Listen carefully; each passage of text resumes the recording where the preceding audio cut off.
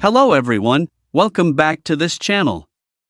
In this video, I will show you the easy and clear steps on how to turn on sync contacts in Microsoft Teams on Android.